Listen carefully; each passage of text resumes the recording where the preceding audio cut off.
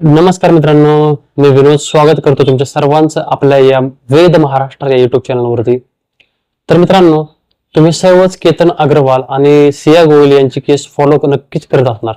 तर मित्रांनो, आता या केसमध्ये एक धक्कादायक बाब समोर आली, ते म्हणजे आता जी सिया गोयल आहे तिने केतनला लोहगडावर घेऊन गेलं, तिने आणि तिचा प्रियकर चेतन याने, आणि केतनला खाली ढकलून दिलं. तरी नाही एवढ्या टोकाचं पाऊल का उचललं असावं हा प्रश्न सगळ्याच्या मनात होता. कारण ती सहजपणे तिच्या घरी सांगू शकली असती की मला लग्न करायचं नाहीये. कारण जर ते ऐकत नसेल तर ते तिच्या पुढे ऑप्शन होता की ते पळून सुद्धा जाऊन लग्न करू शकले असते दोघं पण. तरी त्यांनी तसं न करता केतन अग्रवालला संपूर्णच टाकायचा हा टोकाचा निर्णय त्यांनी का घेतला त्या दोघांनी मिळून. तर मित्रांनो, आता अशी बातमी समोर येते की ह्या चेतनचं आणि या सिया गोयलचं 4 महिन्याच्या अगोदरच या दोघांनी फिल्मी स्टाईल मध्ये राजस्थानमध्ये जाऊन लग्न केलेलं होतं. आणि त्याच्यामुळेच हा केतन अग्रवाल त्यांना त्यांच्या वाटेतील समजू शकतो किंवा जीवनातील काटा वाटत होता आणि त्यांनी तो काटा काढायचा परिपूर्ण प्रयत्न केला आणि काढूनच टाकला शेवटी. धक्कादायक बाब म्हणजे मित्रांनो, ज्या प्रकारे यांनी इन्व्हेस्टिगेशन केलं ह्या दोघांनी मिळून, चेतनने आणि सिया गोयलने मिळून चेतनला कसं संपवायचं, ज्या प्रकारे या दोघांनी मिळून प्लॅनिंग केले ते खूप धक्कादायक आहे आणि फिल्मी स्टाईल आहे. आणि तिथूनच त्यांनी प्रेरणा घेतलेली आहे.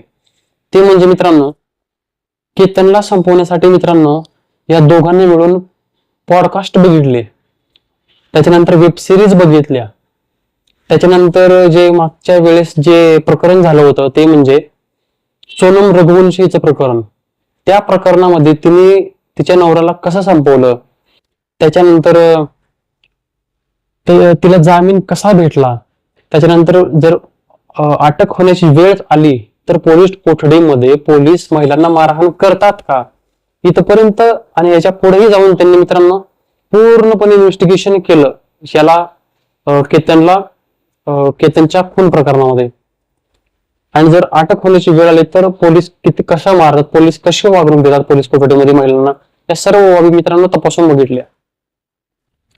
तर मित्रांनो, तुम्हाला काय वाटतं या घटनेबद्दल की बघा, एक 20 वर्षाची मुलगी पूर्ण प्लॅनिंग करते, इन्व्हेस्टिगेशन करते, पॉडकास्ट बघते, त्याच्यानंतर मागील ज्या केस झालेल्या होत्या त्या केसेस बघते, त्याच्यानंतर महिलांना दिलेली वागणूक बघते, पोलिसांनी कसे वागणूक पोलीस देतात, त्याच्यानंतर मित्रांनो ते इन्व्हेस्टिगेशन करतात चेतन सोबत मिळून आणि शेवटी केतनला लोहगडावर घेऊन जातात आणि तिथून त्याला खाली ढकलून देतात आणि शेवटी त्याला संपवतात.